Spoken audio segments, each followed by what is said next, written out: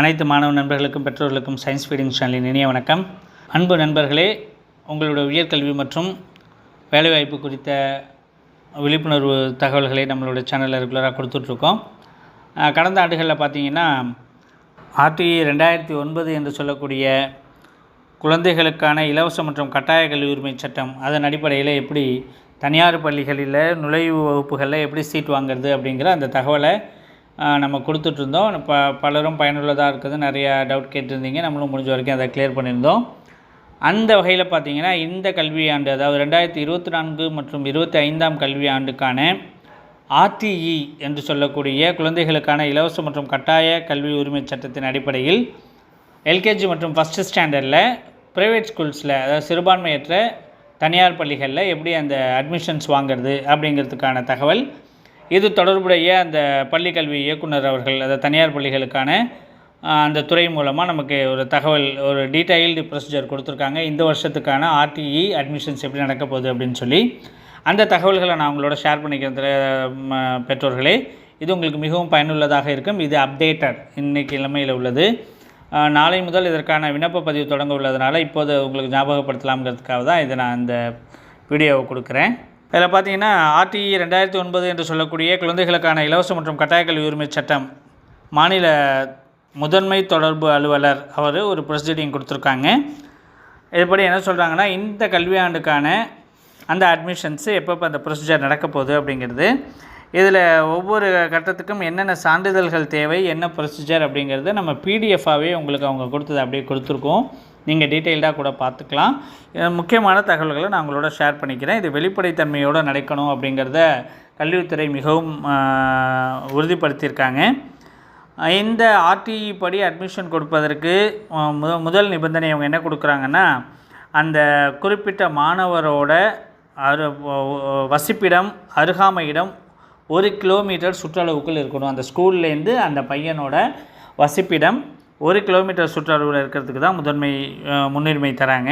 அதன் அடிப்படையில் வச்சு இந்த ஒவ்வொரு பள்ளியும் தனது பள்ளியில் எமிஸில் அனுமதிக்கப்பட்டுள்ள மொத்த இடங்களில் 25% குறைவான இடங்கள் எவ்வளோ அப்படிங்கிறத சொல்லி ஒவ்வொரு பள்ளியும் அவங்களோட இணையதளத்தில் அதை அப்டேட் பண்ணிட்டாங்க.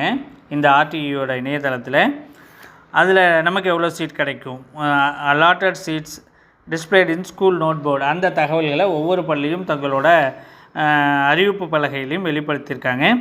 அதுவும் இல்லாமல் 10/4/2024 அன்று அவங்க தங்களுடைய பள்ளியில் இருக்கக்கூடிய RTE அடிப்படையிலான சீட்டுகளோட எண்ணிக்கையை டிஸ்பிளே பண்ணியிருக்கணும், அதாவது இணையதளத்திலையும் கொடுத்துருக்கணும் அப்படின்னு சொல்லியிருக்காங்க. அந்த தகவல்கள் நிச்சயமாக கிடைக்கப்பட்டிருக்கும்.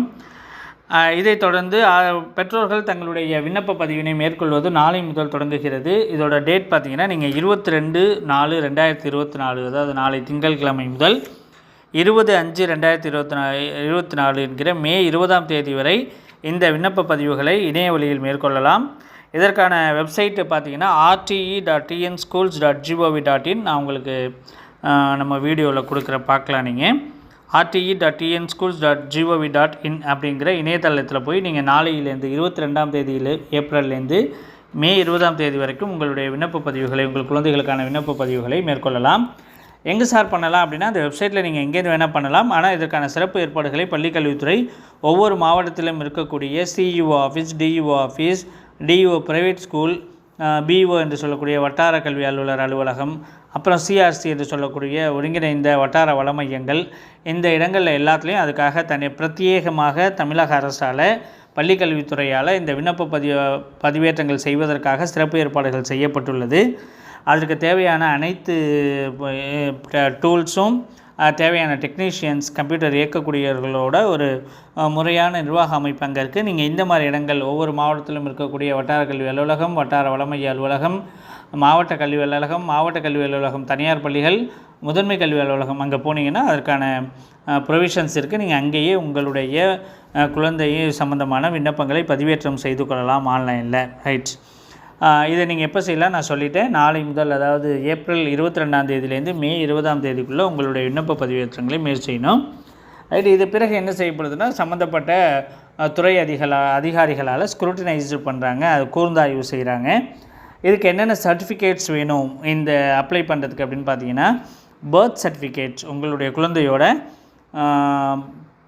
பிறப்புச் சான்றிதழ் அல்லது பிறப்பு தேதியை உறுதிப்படுத்தக்கூடிய பிற ஆவணங்களாக என்ன சொல்கிறாங்க அப்படின்னா hospital or auxiliary and midwife register. நீங்கள் அந்த குழந்தை பிறந்தபோது ஏற்படுத்தப்பட்ட அந்த மையங்களில் பதிவு செய்யப்பட்ட பதிவேடுகள் இருந்தாலும் சரி, அப்படி இல்லாட்டி அங்கன்வாடி பதிவுகள், அங்கன்வாடி ரெக்கார்டு, அப்படி இல்லாட்டி டிக்ளரேஷன் த்ரூ பேரண்ட்ஸ் அஃபிடவிட், பெற்றோர்கள் ஒரு அஃபிடவிட் மூலமாக தானாகவே என் குழந்தை இந்த தேதியில் தான் பிறந்தது அப்படின்னு சொல்லி ஒரு அஃபிடவிட் கொடுத்தாலே போதுமானது. இது மூன்றும் பிறப்பு சான்றிதழில் ஏதாவது ஒன்று எடுத்துக்கொள்ளப்படுகிறது. ஜாபம் வச்சுங்க. நீங்கள் பர்த் சர்டிஃபிகேட் இருந்தால் ஓகே. அப்படி இல்லாத பட்சத்தில் இந்த அங்கன்வாடி ரெக்கார்டு இல்லாட்டி ஹாஸ்பிட்டல் ரெஜிஸ்டர் இல்லாட்டி பேரண்ட்டோட அஃபிடவிட்ஸ், பேரண்ட்ஸ் தானாகவே தரக்கூடிய ஒரு சுய விளக்கத்தின் அடிப்படையில் ஏற்றுக்கொள்ளப்படுகிறது பர்த் சர்டிஃபிகேட். எலிஜிபிலிட்டி டேட் பல பேருக்கு குழப்பமாக இருக்கக்கூடிய ஒரு தகவல். என்னுடைய குழந்தை இந்த தேதியில் பிறந்திருக்கு, அவங்க வந்து ஆர்டிஇயில் எலிஜிபிளா அப்படிங்கிறது தெளிவாக சொல்கிறேன், கேட்டுங்க. இந்த கல்வி ஆண்டுக்கான எல்கேஜி அட்மிஷன் எலிஜிபிள் டேட் என்ன பார்த்தீங்கன்னா 1/8/2020 31/7/2021. நான் உங்களுக்கு வீடியோவில் தரேன், நீங்கள் பார்த்துக்கலாம். 1/8/2020 31/7/2021 இந்த தேதிக்குள்ளாக குழந்தை பிறந்திருக்க வேண்டும். குழந்தையின் பிறப்பு தேதி இதுக்குள்ளே இருக்கணும் ஃபார் எல்கேஜி.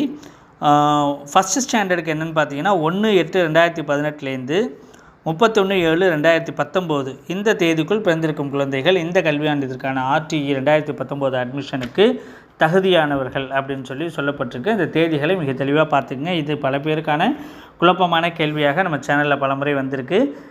இந்த வருடத்திற்கான அட்மிஷன் ப்ரொசீஜர் உங்களுக்கு நம்ம கரெக்டாக டேட் கொடுத்துட்டோம். நம்ம டைப்பிங்கில் வேணாலும் உங்களுக்கு வீடியோவில் கொடுக்குறோம், பார்த்துங்க. ரைட். இது யார் யாருக்கு கொடுக்கப்படுகிறது அப்படின்னு சொன்னிங்கன்னா 2 பேர். ஒன்று வாய்ப்பு மறுக்கப்பட்ட பிரிவினர், இன்னொன்று நலிவடைந்த பிரிவினர். அப்படி இந்த 2 வகையான குழந்தைகளுக்கு தான் இந்த ஆர்டிஇ அட்மிஷன்ஸ் தராங்க. இந்த வாய்ப்பு மறுக்கப்பட்ட பிரிவினர்கள்லாம் யார் யார், அவங்களுக்கு என்ன சர்டிஃபிகேட்ஸ் இருக்கணும் அப்படின்னு பார்த்தீங்கன்னா BC, BCM, MBC, denotified community, DNC என்று சொல்லக்கூடிய சீர்மரபினர், எஸ்சி அருந்ததியர், எஸ்டி, இவங்க எல்லாருமே இந்த வாய்ப்பு மறுக்கப்பட்ட பிரிவினர்கள் அடிப்படையில் வராங்க. இவங்க ஆர்டிஇ அட்மிஷனை விருப்பப்பட்டால் அந்த சம்மந்தப்பட்ட தங்களுடைய கம்யூனிட்டி சம்மந்தமான சர்டிஃபிகேட் தெளிவாக வச்சுருக்கணும். அந்த தங்களுடைய பிரிவு எந்த வகுப்பை சேர்ந்தவர்கள், பிசியா எம்பிசியா, இப்போ நான் படித்த அந்த தொகுதிகள் அத்தனையும் எது அவங்களுக்கு எலிஜிபிளோ அதுக்கான சர்டிஃபிகேட், கம்யூனிட்டி சர்டிஃபிகேட் வச்சுருக்கணும். அந்த கம்யூனிட்டி சர்டிஃபிகேட் எந்த கம்யூனிட்டி சர்டிஃபிகேட் எந்த குறிப்பிட்ட அதிகாரியால் வழங்கப்படணும் அப்படின்னு சொல்லி வரையறைகள் இருக்குது. அதுவும் அவங்க கொடுத்துருக்காங்க. நம்மளோட சேனலோட பிடிஎஃப்பில் அதை கொடுக்குறோம்.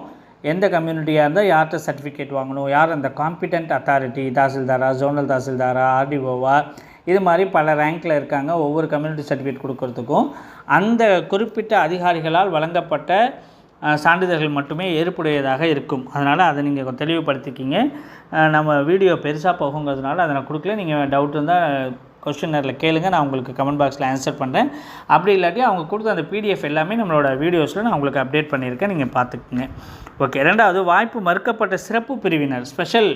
அதிலே யார் அப்படின்னு பார்த்தீங்கன்னா ஆர்ஃபன்ஸ், பெற்றோர் இல்லாதவர்கள், அனாதையானவர்கள். அடுத்து பார்த்திங்கன்னா ஹெச்ஐவி அஃபெக்டட் சைல்டு, ஹெச்ஐவியால் பாதிக்கப்பட்ட குழந்தைகள். 3rd ஜெண்டர் என்று சொல்லப்படக்கூடிய 3ஆம் பாலினத்தைச் சேர்ந்த குழந்தைகள். 4வது பார்த்திங்கன்னா சைல்டு ஆஃப் ஸ்கேவெஞ்சர்ஸ், துப்புரவு தொழிலாளர்களோட குழந்தைகள். 5வது பார்த்திங்கன்னா டிஃப்ரெண்ட்லி ஏபிள்டு, மாற்றுத்திறனாளி குழந்தைகள். இந்த 5 வகையான குழந்தைகளும் வாய்ப்பு மறுக்கப்பட்ட சிறப்பு பிரிவில் வராங்க. இவங்களுக்கான அட்மிஷன்ஸ் கிட்டத்தட்ட மறுக்கவே கூடாதுங்கிற அடிப்படையில் இந்த ஆர்டிஇ அனுமதிக்கிறதுங்கிறதுனால வாய்ப்புகள் 100% உங்களுக்கு இருக்குது. இந்த வாய்ப்புகளை நழுவ விடாதீர்கள் பெற்றோர்களே. நிறைய பேருக்கு அதுக்கான விளக்கம் தெரியல. நம்ம வீடியோவை ஃபாலோ பண்ணக்கூடிய நண்பர்கள் உங்களுக்கு தேவையில்லாட்டினாலும் இது மாதிரி தகுதியுடைய பேரண்ட்ஸ் இருந்தால் நிச்சயமாக ஒரு ஐ ஓப்பனராக இந்த பேரண்ட்ஸ்க்கு நீங்கள் தெரியப்படுத்துங்க. இந்த தனியார் பள்ளிகளில் புகுநிலை வகுப்புகளில் எல்கேஜி அண்ட் ஃபஸ்ட் ஸ்டாண்டர்டில் இந்த மாணவர்களுக்கு அட்மிஷன் கட்டாயமாக வழங்கப்படும் இலவசமாக ஆர்டிஇ 2009 படி. அப்படிங்கிறத கொஞ்சம் தெரியப்படுத்திங்கன்னா நிறைய பெற்றோர்களுக்கு இது நிறைய குழந்தைகளோட எதிர்காலத்துக்கு நீங்கள் வழிகாட்டின ஒரு புண்ணியம் கிடைக்கும். யார் நான் திரும்ப சொல்கிறேன், வாய்ப்பு மறுக்கப்பட்ட சிறப்பு பிரிவினரில் வராங்கன்னா ஆர்ஃபன்ஸ், அதாவது பெற்றோர்கள் இல்லாத அனாதைகள் என்று சொல்லப்படக்கூடிய அந்த குழந்தைகள். 2வது பார்த்திங்கன்னா ஹெச்ஐவி அஃபெக்டட் சைல்டு, ஹெச்ஐவியால் பாதிக்கப்பட்ட குழந்தைகள். 3ஆம் பாலின குழந்தைகள். சைல்டு ஆஃப் ஸ்கேவெஞ்சர்ஸ், துப்புரவு தொழிலாளர்களுடைய குழந்தைகள். அடுத்தது பார்த்திங்கன்னா டிஃப்ரெண்ட்லி ஏபிள்டு அந்த மாற்றுத்திறனாளி குழந்தைகள். இதில் முக்கியமான விஷயம், இந்த சம்மந்தப்பட்ட குழந்தைகள் அதற்கான உரிய அலுவலர்களிடமிருந்து சான்றுகள் பெற்றிருக்க வேண்டும். அந்தந்த டிஃப்ரெண்ட் ஏபிள்டு அதுக்கான சர்டிஃபிகேட், ஆர்ஃபன்னா அதுக்கான யார் அத்தாரிட்டியோ அவங்கள்ட்ட இதுக்கு யார் அத்தாரிட்டிங்கிற தகவலை நான் பிடிஎஃப்பில் கொடுத்துருக்கேன். அவங்க கொடுத்ததை அப்படியே நீங்கள் பார்த்துக்குங்க. டவுட் இருந்தால் கேளுங்க. இந்த வருடத்திற்கான ஆர்டியில் அனைத்து தகவல்களும் நம்மகிட்ட தெளிவாக கிடைக்கப்பட்டிருக்கு, தெளிவான ஒரு துறையிலேருந்து. அதனால் இந்த தகவல்களை நான் உங்களுக்கு தெளிவாக கொடுப்பேன், குழப்பம் இல்லாமல். உங்களுக்கு மேலும் இருந்ததா நீங்கள் கமெண்ட் பாக்ஸில் கேளுங்க, நான் உங்களுக்கு நிச்சயமாக பதில் சொல்கிறேன். உங்களுடைய அட்மிஷன்ஸில் என்னால் முடிந்த உதவிகளை செய்ய முயற்சி பண்ணுறேன். நன்றி நண்பர்களே. அடுத்தது பார்த்திங்கன்னா வாய்ப்பு மறுக்கப்பட்ட பிரிவினரில் 2 சொல்லியாச்சு. அடுத்தது நலிவடைந்த பிரிவினர். இவங்க யார் அப்படின்னு கேட்டிங்கன்னா, ஆனுவல் இன்கம் ஆண்டு வருமானம் 2 லட்சத்துக்கும் குறைவாக உள்ள பெற்றோர்கள் இந்த பிரிவுக்கு கீழே வருவாங்க. இதுக்கு அவங்க கொடுக்க வேண்டிய சர்டிஃபிகேட்னால் இன்கம் சர்டிஃபிகேட், அவங்களுடைய வருமான சான்றை இதுக்கு அவங்க ஆதாரமாக கொடுக்கணும். ஒரு ஆண்டுக்கு 2 லட்சத்துக்கும் குறைவாக வருமானம் ஈட்டக்கூடிய பேரண்ட்ஸ் இந்த நலிவடைந்த பிரிவினரில் ஆர்டிஇ அப்ளை பண்ணி தங்களுடைய குழந்தைகளுக்கு அந்த அட்மிஷன்ஸை பெறலாம். வேறு என்ன சர்டிஃபிகேட் வேணும்? ஃபஸ்ட் நான் பர்த் சர்டிஃபிகேட் சொன்னேன். அடுத்தது அந்த எந்த பிரிவில் வராங்க, வாய்ப்பு மறுக்கப்பட்டவர்களா, வாய்ப்பு மறுக்கப்பட்ட சிறப்பு பிரிவினரா அல்லது நலிவடைந்த பிரிவினரா, அதுக்கான தகுதிகள் என்னென்ன, அந்த தகுதிகளுக்கான சான்றுகள் எந்தெந்த அதிகாரிகளிடமிருந்து பெற வேண்டும் சொல்லியாச்சு. இந்த சர்டிஃபிகேட்ஸ் கம்யூனிட்டி அல்லது அவங்களுடைய அந்த சிறப்பு தகுதிகளாக இருக்கக்கூடிய HIV, third gender, child affected, scavenger, இதுக்கான தகுதிகள் யார்கிட்ட எந்த சர்டிஃபிகேட் வாங்கணும் அது கொஞ்சம் கரெக்டாக பார்த்து வாங்கிடுங்க. அப்போ தான் உங்களுடைய அப்ளிகேஷன்ஸ் முழுமை பெறும், உங்களுடைய அட்மிஷனை நீங்கள் தெளிவான முறையில் பெற முடியும். அடுத்த 3வது தேவையானது இருப்பிடச் சான்று. அதாவது இதை நீங்கள் அப்லோட் பண்ணணும். அதாவது உங்கள் வீடு எந்த இடத்துல சரியான இடத்துல இருக்குது அப்படிங்கிறது சொல்லக்கூடியது. இதுக்கு என்ன பயன்படுத்தலான்னா, ஃபேமிலி கார்டு, உங்களுடைய குடும்ப அட்டை பயன்படுத்தலாம். அல்லது உங்களுடைய ஓட்டர் ஐடி, அதில் உங்கள் ரெசிடென்ஷியல் அட்ரஸ் இருக்கக்கூடிய voter ID, Aadhaar ID, driving licence, bank passbook, telephone bill, PAN card, அடுத்தது certificate of residence issued by விஏஓவால் வழங்கப்படக்கூடிய இருப்பிடச் சான்று, இதுவும் நீங்கள் அப்லோட் பண்ணலாம். ID card issued by state or central government, public sector, இவங்க வழங்கக்கூடிய ஐடி கார்ட்ஸ், நீங்கள் தொழில் புரியக்கூடிய இடத்துல தரக்கூடிய அந்த அடையாளச் சான்று, அது இதில் ஏதாவது ஒன்று நீங்கள் இருப்பிடச் சான்றாக பயன்படுத்தலாம். நான் சொல்லியிருக்கேன், வீடியோவில் கொடுக்குறேன், பார்த்துக்குங்க. இதுக்கான ப்ரொசீஜர் எப்பப்பெல்லாம் நடக்குது அப்படின்னு சொன்னாக்கா அந்த ஷெட்யூல் கொடுக்குறேன். ஆக்சுவலாக ஆர்டிஏ 2009க்கான ப்ரொசீஜர் ஸ்டார்ட் ஆகிடுச்சு, தெரியும் உங்களுக்கு. இந்த அப்ளிகேஷன் ப்ரொசீஜர் எப்போ ஆரம்பித்து என்னென்னக்கு எது நடக்குது அப்படிங்கிறத நான் தேதி வாரியாக கொடுக்குறேன், நீங்கள் ஃபாலோ பண்ணிக்கங்க நண்பர்களே. அதாவது என்னென்னா, ஒவ்வொரு பள்ளியும் சேர்க்கைக்கான நுழைவு நிலை வகுப்பு மற்றும் தகுதிக்கான இடங்களை, இன்டேக் கெப்பாசிட்டி, ஒவ்வொரு பள்ளியிலையும் எத்தனை சீட் கொடுக்குறாங்கங்கிற விவரங்களை தயாரிக்க வேண்டிய நாள் 2 நாள், ஏப்ரல் 2ஆம் தேதி அது ஸ்டார்ட் ஆகிடுது. 25% இடஒதுக்கீடுக்கான விவரம் பள்ளி அறிவிப்பு பலகை மற்றும் இணையதளத்தில் வெளியிடப்பட வேண்டிய நாள் 10 நாள், ஏப்ரல் 10ஆம் தேதி அதுவும் நடந்திருக்கும். சம்பந்தப்பட்ட பள்ளிகள் 25% இடஒதுக்கீட்டு சார்பான விவரங்களை பரிந்துரைக்கப்பட்ட படிவம் மாவட்ட குழுவிடம், மாவட்ட முதன்மை கல்வி அலுவலர் மற்றும் மாவட்ட முதன்மைத்துவம் சமர்ப்பிக்கப்பட வேண்டிய நாள் 10 நாளில் அந்த கொடுத்துட்றாங்க, எவ்வளோ இன்டேக் கெப்பாசிட்டி ஒவ்வொரு பள்ளிக்கும் அப்படின்னு சொல்லி. மற்ற தகுதியான இடங்களுக்கு விண்ணப்பங்கள் வரவேற்கப்படும் விவரத்தினை பள்ளி அறிவிப்பு பலகை மற்றும் இணையதளத்தில் வெளியிடப்பட வேண்டிய நாள் 15 நாள், ஏப்ரல் 15ஆம் தேதி உங்களுக்கு அது ஸ்கூலோட நோட்டீஸ் போர்டில் அல்லது வெப்சைட்டில் ரிலீஸ் ஆகிருக்கும். அந்த ஆர்டிஓட வெப்சைட்டில் ஒவ்வொரு ஸ்கூல்லையும் எவ்வளோ சீட்ஸ் அப்படிங்கிறது. அடுத்தது விண்ணப்பிக்க வேண்டிய நாள், அப்ளிகேஷன் டேட்ஸ் பார்த்திங்கன்னா 22 ஏப்ரல்லேருந்து 20 மே வரைக்கும். அது அப்ளிகேஷன், அதாவது நாளையிலேருந்து அந்த அப்ளிகேஷன் 22ஆம் தேதியிலேருந்து ஸ்டார்ட் ஆகிடுது, நீங்கள் அதை செஞ்சுருங்க பேரண்ட்ஸ். அடுத்தது பார்த்திங்கன்னா, தகுதியான விண்ணப்பங்களின் விவரம், விண்ணப்பதாரர் விவரம், தகுதி இல்லாத விவரம், நிராகரிக்கப்பட்டதற்கான காரணங்கள், அதாவது எலிஜிபிளா இன்எலிஜிபிளா, இல்லை ஏன் ரிஜெக்ட் ஆணுச்சு அப்படிங்கிறதுக்கான காரணம், இதெல்லாம் இணையதளத்தில் வெளியிட வேண்டிய நாள் என்றைக்குன்னு பார்த்தீங்கன்னா 27/5. நீங்கள் 22ஆம் தேதியோட அப்ளிகேஷன் ப்ரொசீஜர் முடிஞ்சிடுது, 20 மேயோட. அடுத்தது 27 மேயில் உங்களுடைய அப்ளிகேஷன்ஸ் ஏற்கப்பட்டதா நிராகரிக்கப்பட்டதா, ஏன் நிராகரிக்கப்பட்டதுங்கிற காரணங்கள் அந்த இணையதளத்தில் உங்களுக்கு வெளியிடப்பட்டிருக்கும் அப்படின்னு சொல்கிறாங்க. அந்த தேதி சொல்லியாச்சு, 27 மே 27ஆம் தேதி உங்களுடைய அப்ளிகேஷனை ஸ்க்ரூட்டனைஸ் பண்ணி அதுக்கான என்ன காரணம், நீங்கள் எலிஜிபிளா இல்லையா, ஏன் இல்லை அப்படிங்கிறதுக்கான காரணங்கள் வந்துடும். ஒவ்வொரு பள்ளியும் நுழைவுநிலை வகுப்பு மற்றும் தகுதியான இடங்கள் பற்றிய இந்த விஷயங்கள் உங்களுக்கு ஆல்ரெடி சொல்லியாச்சு. அடுத்தது தகுதியான விண்ணப்பங்கள் 25% இடஒதுக்கீட்டில் நிர்ணயிக்கப்பட்ட இடங்களை விட கூடுதலாக இருந்தால், சப்போஸ் 10 சீட் தான் அங்கே இருக்குது, 20 பேர் அப்ளை பண்ணியிருந்தா, அப்போ குலுக்கல் முறையில் தேர்ந்தெடுக்கிறாங்க. அதுக்கும் உரிய அலுவலர்கள் முறையான முறையில் அமைக்கப்பட்டு அந்த டீம் உங்களுக்கு வந்து ஒரு குலுக்கல் நடத்துவாங்க. அந்த குலுக்கல் நடத்தப்படக்கூடிய நாள் என்றைக்குன்னு பார்த்தீங்கன்னா 28 மே 27 வரைக்கும் உங்களோட அப்ளிகேஷன் எலிஜிபிள் இன்எலிஜிபிள் இந்த விஷயம் முடிஞ்சிடுது. 28 எண்ணிக்கைக்கு அதிகமான அப்ளிகேஷன்ஸ் இருந்தால் அதை வந்து லாட் சிஸ்டமில் குலுக்கல் முறையில் தேர்ந்தெடுக்கிறாங்க. தேதி பார்த்திங்கன்னா 28 அடுத்தது பார்த்திங்கன்னா விண்ணப்பதாரர்களின் விவரங்கள், விண்ணப்ப எண் மற்றும் பள்ளியில் தகுதியுள்ள ஒரு பிரிவுக்கு 5 மாணவர்கள் என்ற விதத்தில் வரிசை எண்ணிட்டு காத்திருப்பு பட்டியலுக்கான மாணாக்கர்களின் விவரங்கள் ஆகியவற்றை பள்ளி தகவல் பலகை மற்றும் இணையதளத்தில் வெளியிட வேண்டிய நாள். நீங்கள் எலிஜிபிள் ஆகிட்டீங்க, தேர்வு செய்யப்பட்ட விண்ணப்பங்கள். அடுத்தது வெயிட்டிங் லிஸ்ட்டில் இருக்க ஒவ்வொரு செக்ஷனுக்கும் 5 பேர் வெயிட்டிங் லிஸ்ட்டுங்கிற அடிப்படையில் இந்த டீட்டெயில்ஸ் என்றைக்கு உங்களுக்கு ரிலீஸ் ஆகுது வெப்சைட்லன்னு பார்த்தீங்கன்னா 29 மே 29 உங்களுக்கு ரிலீஸ் ஆகிடும். நீங்கள் எலிஜிபிளாக இருந்தால் தெரிஞ்சிடும் 29 சேர்க்கை முடிவுற்ற பின் அதுக்கப்புறம் உங்களுக்கு அட்மிஷன் ப்ரொசீஜர் நடக்கும். உங்களுடைய அட்மிஷன்ஸ் ஃபைனல் ஆனது அந்த பள்ளிகள் அலுவலருக்கு தெரிவிக்க வேண்டிய நாள் மாவட்ட முதன்மை கல்வி அலுவலருக்கு ஜூன் 3 அட்மிஷன்ஸ் ப்ரொசீஜர் முடிஞ்சதை சொல்லணும்னு சொல்கிறாங்க. இதற்கு இடைப்பட்ட நாளில் பார்த்தீங்கன்னா நீங்கள் உங்களுடைய அப்ளிகேஷன்ஸில் வந்து ஏதாவது டாக்குமெண்ட் மிஸ்ஸிங் ஆகியிருந்தாக்கா அதுக்கும் ஒரு வாய்ப்பு கொடுக்குறாங்க.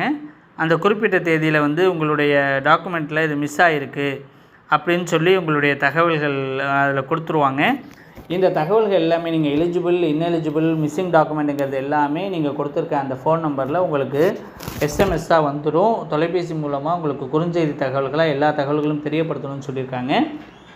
நீங்கள் எலிஜிபிள் கேண்டிடேட்ஸாக இருந்தால் அட்மிஷன் போயிடலாம், இன்எலிஜிபிள் இருந்தால் அதுக்கான காரணங்களை தெரிஞ்சுக்கலாம்.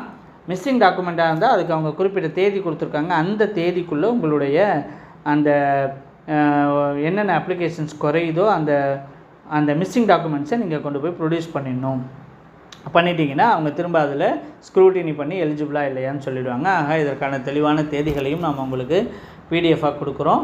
நீங்கள் நாளையிலேருந்து அப்ளிகேஷன் போடலாம். உங்களுடைய அப்ளிகேஷன் ஸ்க்ரூட்டினைஸ் பண்ணி எலிஜிபிளாங்கிற தகவல் உங்களுக்கு கொடுத்துருவாங்க. மிஸ்ஸிங் டாக்குமெண்ட்டாக இருந்தால் அதையும் அனுப்பிடுவாங்க.